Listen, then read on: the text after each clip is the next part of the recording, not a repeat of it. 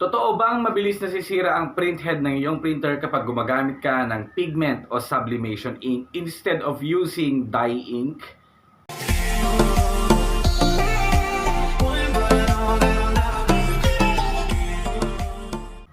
Masasagot yan dito sa videong to. Lingid po sa inyong kaalaman mga kaibigan, yes, si Richard Kevin PH po ay gumagamit ng pigment ink at dye ink. Hindi po tayo gumagamit ng sublimation ink. Ang dami rin kasi mga nagko-comment sa ating YouTube channel mga kaibigan na kapag ka daw gumagamit tayo ng pigment ink, mabilis daw tumitigas, or even sublimation ink, mabilis daw tumitigas, no? At mabilis nasisira ang ating printer.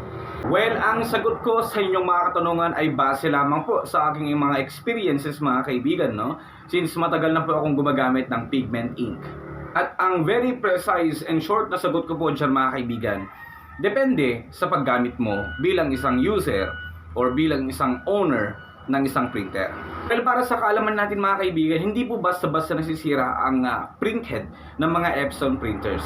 Regardless pa yan kung kahit anong klaseng ink pa ang gamit mo, kung pigment yan o sublimation ink yan. Pag sinasabi kasi nating dye ink mga kaibigan, which is yung typical na ginagamit natin maski ng Epson original ink, parang mas liquid lang yung dating niya, no? So parang bibihira na merong magbara na dye ink. Liquid type din yung pigment at sublimation, pero medyo konting-konti lang naman na may pagkalapot mga kaibigan, no? Unlike sa dye ink na parang tubig talaga siya mga kaibigan. So eto na. Nasabi ko kanina na hindi naman totoo na porket gumamit ka ng pigment ink or sublimation ink ay mabilis na masisira ang printhead ng printer mo. Nakadepende yan mga kaibigan sa paggamit ninyo. Merong iba't ibang rason kung bakit nasisira ang printhead or mabilis nasisira ang printhead ng isang printer. Nasisira ang printhead ng printer mo dahil baka ini-stock mo. Hindi mo madalas gamitin yung iyong printer, talagang natitigasan yan. Pero ang basic cure naman doon is yung tinatawag nating head cleaning software style, or pagka pinindot natin yung ating reset button or stop button sa ating printer. Baka naman ini-stock mo ng ilang araw, ilang buwan, talaga namang magkakaproblema tayo dyan.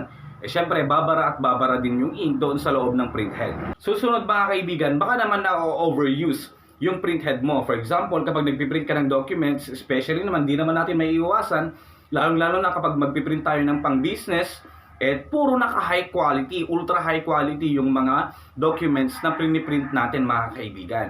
Kaya yon minsan, syempre, na parang mas na-overuse yung ating printhead. At ang pangatlo naman mga kaibigan, baka naman nagkataon na bumigay na talaga yung printhead ng printer mo. Okay?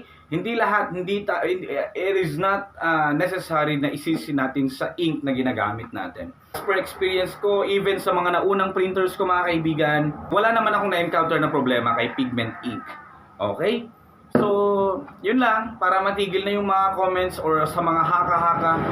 So, yun. At syempre, kahit na wala kayong client, customers, wala kayong print, mas maigi pa rin na gamitin nyo pa rin yung printer, mag-print pa rin kayo ng mga documents. Gamitin nyo pa rin yung printer, no? Kahit na wala tayong ipiprint na pang formal use.